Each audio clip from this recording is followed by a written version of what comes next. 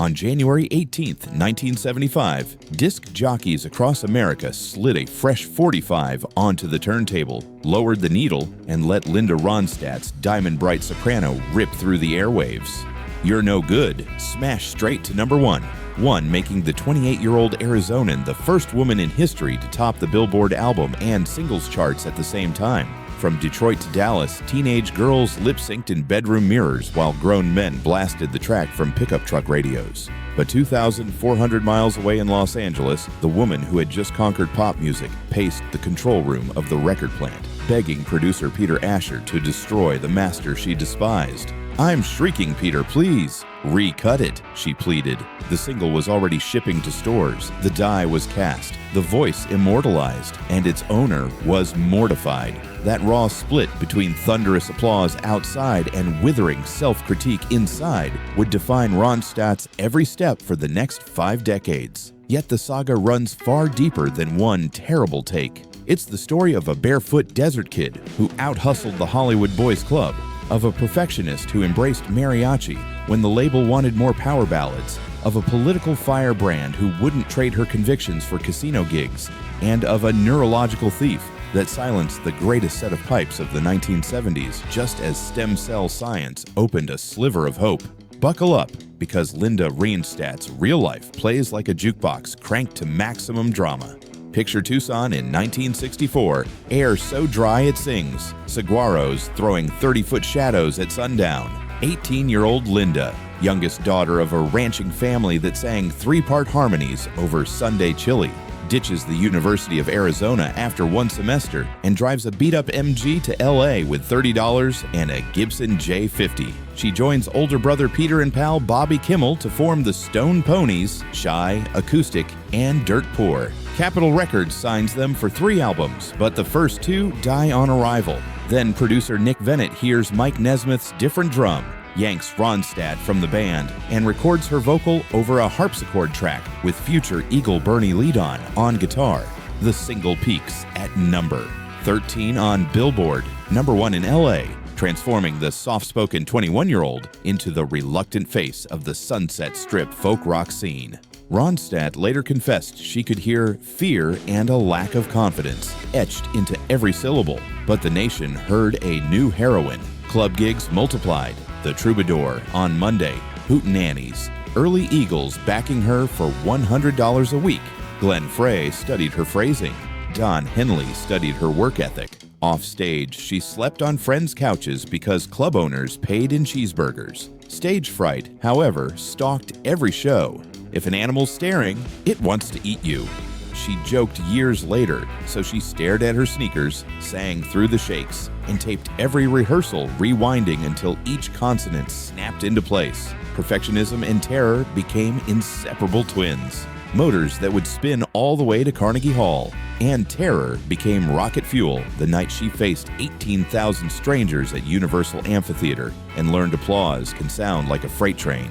Ronstadt's Capitol contract, signed at 18, had turned into a gilded trap by 1974. She owed one last album but wanted the artistic freedom Asylum Records promised. With manager John Boylan and producer Peter Asher, she cut Heart Like a Wheel in secret, dragging tapes between Sound Factory and Clover Recorders after midnight. The result blended pedal steel sorrow with Motown punch. You're No Good, When Will I Be Loved, Hank Williams' I Can't Help It. When Capitol rushed the LP out in November, it cannonballed to number 1. Ronstadt scooped 4 Grammy nominations and a win for Best Country Vocal. More critical, it proved a woman could run her own sessions, pick LA's best session sharks, Andrew Gold, Waddy Wachtel, and blow past male-dominated AOR radio. Backstage in Denver on the Breakthrough Tour, she grabbed a cheap cassette recorder and dissected that night's set in real time. One blue note in the second verse descent of It Doesn't Matter Anymore, Catastrophe. A split syllable on the end of Wheel, Redo Tomorrow. Bandmates rolled eyes. Ronstadt doubled rehearsal time. When Rolling Stone's Annie Leibovitz photographed her in red satin shorts and roller skates for the Living in the USA cover 3 years later, she still judged the shoot a gimmick she'd failed to control and promptly trashed the photographers to friends. Success never muted self-doubt, it only turned up the volume. Doubt was about to meet its match in raw exhaustion because the road would nearly wreck both her voice and her heart. From 1975 to 1979, Ronstadt lived on a silver blue Silver Eagle tour bus, 180 shows a year, plus festival fly-ins. She drank throat coat tea by the gallon and learned to ice her cords in hotel bathtubs. One night in Cincinnati, she belted the Encore so hard she ruptured a capillary. Asher cut the house lights before fans noticed blood flecks on the mic windscreen. Crew jokes turned into whispered concern. At this pace, she'd flame out by 30, yet the spotlight intensified. Time put her on the February 1977 cover under Torchy Rock, leaning into the image of a sex symbol she never wanted. Rolling Stone followed with that famous skates shot in October 1978, selling a record 650,000 copies. To critics, she was America's sweetheart. To herself, she was a marionette wired to the cash registers of an industry run by men. Romance entered like a stage whisper. California Governor Jerry Brown, a Jesuit-trained policy wonk who wore rumpled suits and quoted Thomas Merton, fell hard for the rock star who read The New Yorker between takes. Paparazzi camped outside her Malibu driveway. Tabloids dubbed them the first couple of rock. When winter storms threatened her beach house in 1979, local papers speculated whether Brown would divert state funds to safeguard his girlfriend's property. He refused. She laughed it off. The relationship fizzled gently, but not before reinforcing her disdain for press narratives that turned private life into clickbait. Meanwhile, the Eagles, once her backing band, became arena kings. Frey liked to tease on stage. Everything we know we stole from Linda. The joke hit a fact. Ronstadt's vocal blueprints for Take It Easy and Desperado had shaped West Coast rock more than critics admitted. Touring fatigue, however, thickened her vibrato. She started skipping high Cs to save the top end. In a hotel bar after the 1979 Dallas Cotton Bowl gig, she muttered to Henley, "If I keep screaming, 'You're no good,' I'll be no good." He nodded. They both felt the grind, so she vanished from pop just as radio begged for more and resurfaced in tuxedoed fin de siècle nostalgia. Ronstadt quit rock cold turkey in 1980, chopped off her hair, and accepted Joseph Papp's offer to star as Mabel in The Pirates of Penzance at the New York Shakespeare Festival. Broadway insiders scoffed, a three-chord rocker tackling Gilbert and Sullivan coloratura. Opening night silenced them.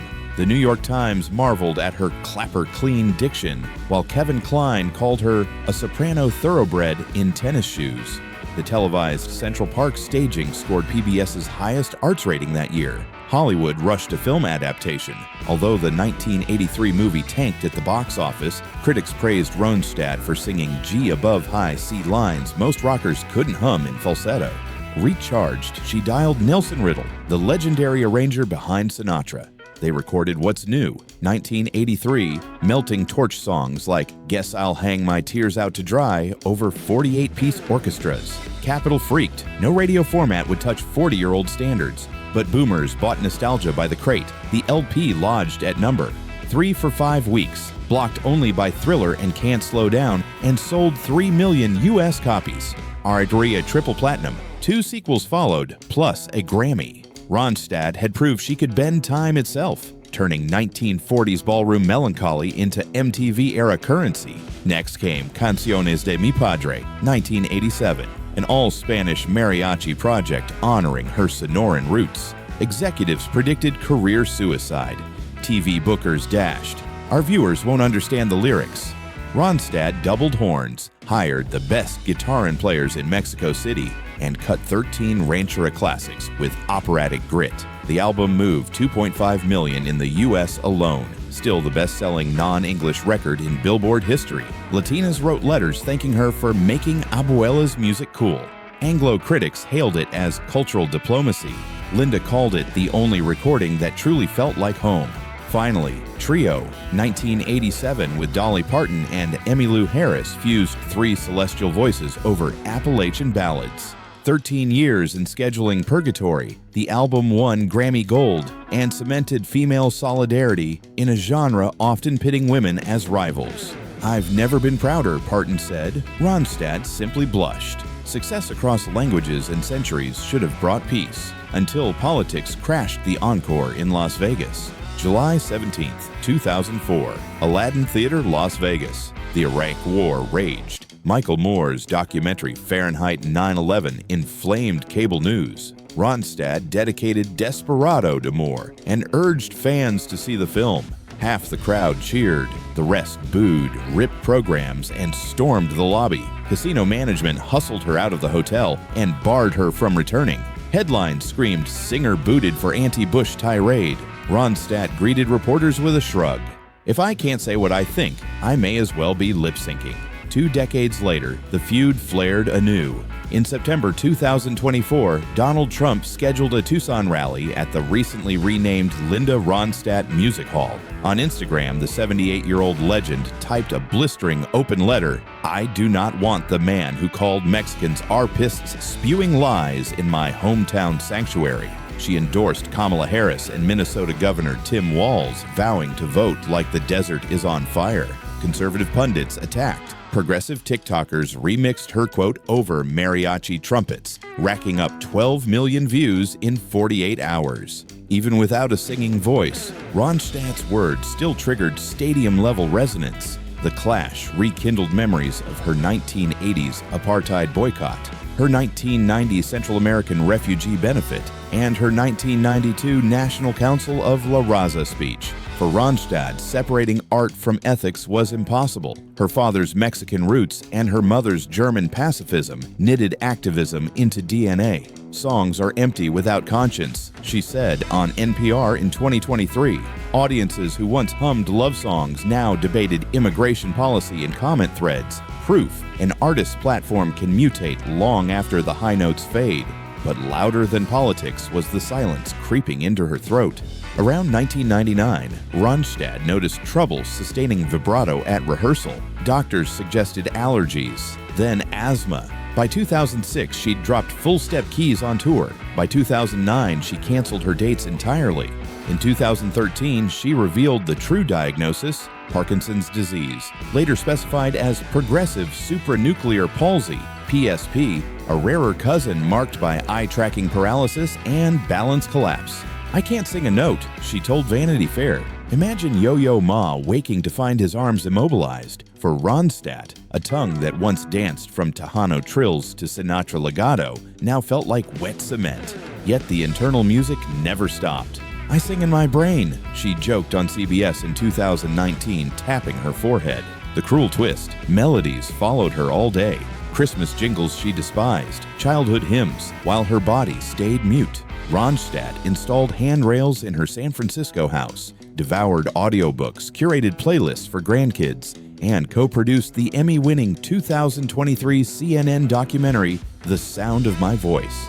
Fans wept seeing her tap time on a coffee table during the closing credits. Eyes shut, lips barely moving. She never wallowed. "I had a hell of a run," she shrugged to The New Yorker, echoing her rancher dad's stoicism. Friends say she still critiques new singers with surgical precision. She'll pause Spotify, demonstrate a perfect portamento without sound, then roll her eyes when you don't get it. Producer Val Garay laughs. The voice is caged, but the engine behind it purrs on.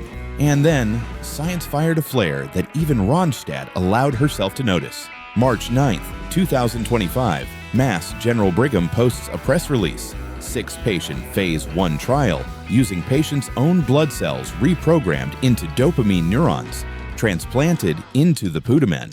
3 participants receive grafts. Early PT scans show robust survival, no immune suppression. Neurology Twitter explodes. For PSP, a cousin disease, efficacy remains untested, but researchers speculate combined gene editing could switch cell fates. Headlines hype, future without Parkinson's.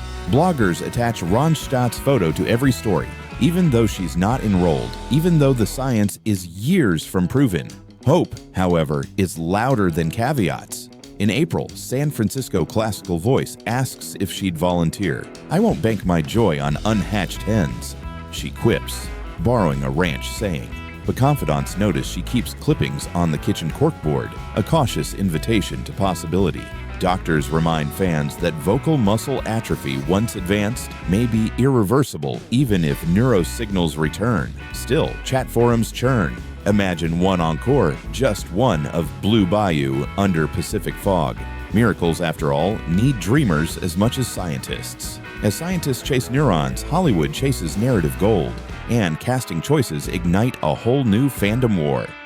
Variety Scoop, January 2024. Selena Gomez, who once sang Blue Bayou at Disney auditions, will portray Ronstadt in a feature biopic directed by David O. Russell, produced by James L. Brooks, and Ronstadt manager John Boylan. Gomez begins 6-hour daily vocal workouts, studying Peter Asher's session logs to replicate phrasing. Fans debate, can autotune mimic that mid-range vibrato break?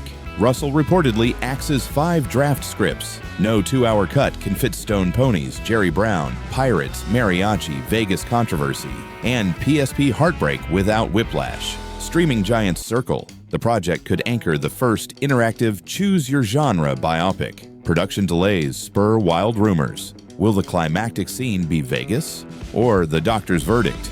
Some fans want a final act in which Gomez lip-syncs to Ronstadt's isolated vocals as the real Linda watches from the wings. Others call it ghoulish. Through it all, Ronstadt remains hands-off. Boylan says she only asks for as much Spanish as English and no fake roller skate nostalgia. Studios groan, authenticity costs. But as Dolly Parton texts Gomez, Linda never took the easy harmony. The shoot is now tentatively slated for spring 2026 in Tucson and LA, pandemic permitting. With Hollywood rewriting her past and biotech flirting with her future, what remains of Linda Ronstadt right now? April 2025. At sunrise, Ronstadt waters succulents on her Nob Hill balcony, humming silently through Beth Nielsen Chapman songs. Her wall of platinum LPS sits opposite shelves stuffed with German leader scores and Gabriel Garcia Marquez first editions. Twice a month, she zooms into Bay Area high school music classes, dissecting phrasing. Consonants deliver rhythm, vowels deliver emotion. Students stare at their screens while captions transcribe her tremor-soft speech. She never charges. I got my education free from Mexican rancheras and Motown singles, she says. Zoom is her payback. She curates Spotify lists, Torchy Tuesday, Operetta Friday, each with liner note essays longer than Pitchfork reviews. She refuses brand deals but allowed Rhino to release live in Hollywood, remastered 2024, capturing a 1980 HBO taping with 12-piece horn section. Forbes notes the vinyl debut pushed her to number 1 on the Heritage Artists chart, proof that streaming algorithms love legacy divas who cross genres like continents. Friends drop by with empanadas. She quotes Rilke. She still writes longhand letters with a fountain pen. PSP has stolen pitch, not curiosity. When asked if she misses Fame, she laughs. Fame? I miss C# more. The line goes viral on TikTok, which brings us full circle to a single note. A note she once swore was just me screaming, that refuses to die. If you cue up You're No Good Today, isolate the vocal stem, and listen with headphones. You'll hear micro cracks on the high belts, a breath caught half a beat early, a final chorus perhaps 2 cents sharp. They are, in Ronstadt's own judgment, catastrophic errors. They are also why the record still leaps from speakers like Live Current 50 years on. Perfection may win Grammys, but imperfection wins hearts. Linda Ronstadt built a career erecting cathedrals out of almost chasing an ever-moving horizon of mastery, never quite catching it, always daring the listeners to follow the chase. She refused to calcify inside a single genre, a single language, or a single political comfort zone. She surrendered her voice not to vanity, but to an unnameable disease, and in that surrender, she modeled how to let go with grace. Now biochemists search Petri dishes for a cellular reboot that might give her one more note. Filmmakers hunt story beats that might capture her in 120 minutes. Teenagers in Mexico City sample her mariachi lines over trap beats. The chase continues. So the next time her terrible no one blares from a supermarket playlist, pause. Picture a barefoot ranch girl hunched over a reel-to-reel at 3 a.m., penciling mistakes only she can hear, vowing to do better tomorrow. Then ask yourself a question Ronstadt could never quite answer. When does enough become enough? Maybe it never does, and maybe that's the secret power of a voice that can still raise goosebumps even in absolute silence. Linda Ronstadt isn't finished because perfection is a horizon that recedes with every step. And that, dear listener, is why we can't stop pressing replay.